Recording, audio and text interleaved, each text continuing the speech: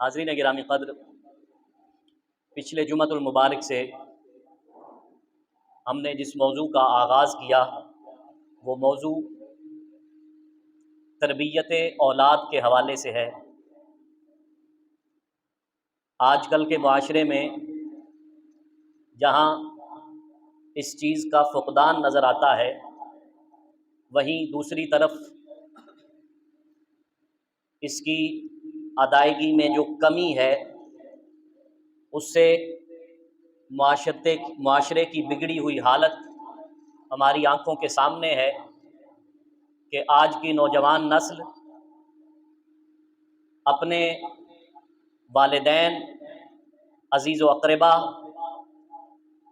और ख़ानदान के जितने भी बड़े अफराद हैं उनके अदब से खाली है, उनकी इज़्ज़त व तकरीम जैसे इस्लाम ने मुतय्यन की थी उन हुकूक़ की पासदारी हमारी नौजवान नस्ल नहीं कर रही। तो इस सब की बुनियादी वजह तरबियत का फ़ुक़दान है कि औलाद की तरबियत हम पर ऐसे ही वाजिब है, ऐसे ही फ़र्ज़ है जैसे नमाज, रोज़ा, हज व ज़कात फ़र्ज़ है। क्योंकि इंसान की अपनी जो ज़िंदगी है, हर बाप ये चाहता है कि वो ज़िंदगी में जितनी भी कामयाबी हासिल कर सका उसकी औलाद उस जितनी कामयाबी हासिल न करे बल्कि उससे बढ़कर कामयाब हो सके। और एक बाप की ज़िंदगी की तमाम जद्दोजहद, वालिदैन की ज़िंदगी की तमाम जद्दोजहद अपने औलाद की सहूलियात के लिए ही होती हैं। बड़ी तवज्जो तलब बात है कि बच्चों को खुश रख कर अच्छा नहीं बनाया जा सकता। मेरी बात पर गौर कीजिएगा, बच्चों को खुश रख कर अच्छा नहीं बनाया जा सकता। हाँ, अच्छा बनाकर खुश रखा जा सकता है। इसलिए आप हर बात में इनकी खुशी को सामने न रखें, आप इन मकासद को ज़हन में रखें जहां पर आपने इनको लेकर जाना है। मैं अपनी बात को फिर दोहरा देता हूं।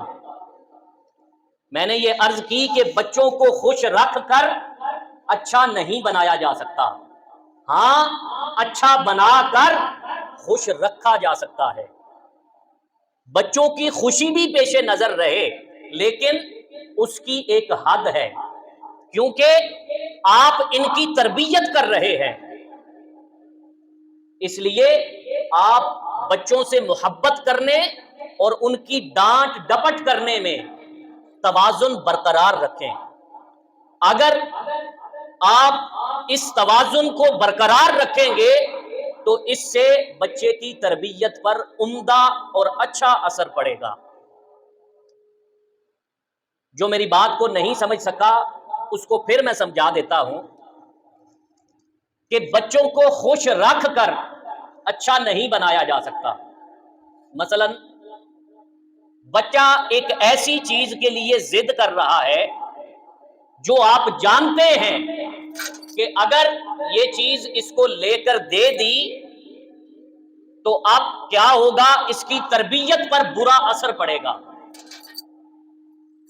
अब दो ही चीजें हैं, या आप अपने बच्चे को खुश रख लीजिए या उसकी तरबियत कर लीजिए। लिहाजा जो पहला जुमला बोला कि बच्चों को खुश रख कर अच्छा नहीं बनाया जा सकता, हाँ, अच्छा बनाकर खुश रखा जा सकता है। मतलब ये है कि अगर आपने बच्चों की अच्छी तरबियत कर दी, उन्हें मुआशरे का एक अच्छा और बेहतरीन इंसान बना दिया, फिर वो किसी हाल में भी खुश रहना सीख लेंगे। और इस सिलसिले में एक चीज बड़ी अहम है और वो ये है, और ये चीज माओं में ज्यादा पाई जाती है कि माँ کبھی بھی اپنے بچے کی غلطی تسلیم نہیں کرتی یا اپنے بچے کو غلط نہیں کہتی۔ آپ سب بچوں والے ہیں، شاید آپ میری بات کی تائید کریں۔ اس سے ہوتا کیا ہے کہ بچہ یہ سمجھ لیتا ہے کہ آئی ایم آلویز رائٹ، مجھ سے غلطی سرزد ہو ہی نہیں سکتی، میرا غلطی کے ساتھ کوئی تعلق ہی نہیں ہے۔ جب ماں اپنے بچے کی ہر جائز و ناجائز چیز پر اس کا دفاع کرتی ہے تو یہ چیز بچے کی تربیت پر انتہائی برا اثر ڈالتی ہے۔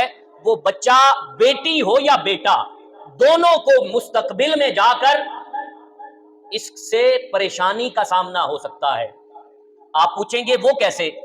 وہ اس طریقے سے کہ بچے نے ساری زندگی گھر پر تو نہیں گزارنی، بچے نے گھر سے باہر پریکٹیکل لائف کے لیے بھی نکلنا ہے۔ تو ایسے بچے جب پریکٹیکل لائف میں نکلتے ہیں تب تک ان کی وہ بری عادتیں جس پر ماں ان کا دفاع کرتی چلی آئی ہے، باپ ان کا دفاع کرتا چلا آیا ہے، جب وہ اس عمل کو پریکٹیکل لائف میں جا کر اس عمل کو کریں گے تو لوگ کہیں گے کہ تم غلط کر رہے ہو، تم نے یہ بات غلط کہی ہے، تم نے یہ عادت غلط کی ہے۔ اب غلط تصور کرنا اپنے آپ کو، اس کی تو تربیت گھر سے ہی نہیں ملی۔ غلطی کو تسلیم کرنا یا اپنے آپ کو غلطی پر تصور کرنا، اس کی تعلیم تو گھر سے ہی نہیں ہوئی۔ جب ایسا بچہ پریکٹیکل لائف میں جاتا ہے پھر جا کر پریشانی کا سامنا کرنا پڑتا ہے۔ لہذا یہ ساری باتیں اس بات میں شامل ہیں کہ اگر بچوں کی تربیت کرتے وقت بچوں میں یہ چیز بھی داخل کریں کہ جہاں پر بچے کی غلطی ہو اس کی ڈانٹ ڈپٹ بھی کریں اور اس کو اس کی غلطی تسلیم بھی کروائیں، تاکہ وہ اپنے آپ کو کوئی ایسی متبرک ہستی نہ سمجھ بیٹھے کہ جس سے غلطی سرزد ہو ہی نہیں سکتی۔ لہذا بچوں کو خوش رکھ کر اچھا نہیں بنایا جا سکتا، ہاں اچھا بنا کر خوش رکھا جا سکتا ہے۔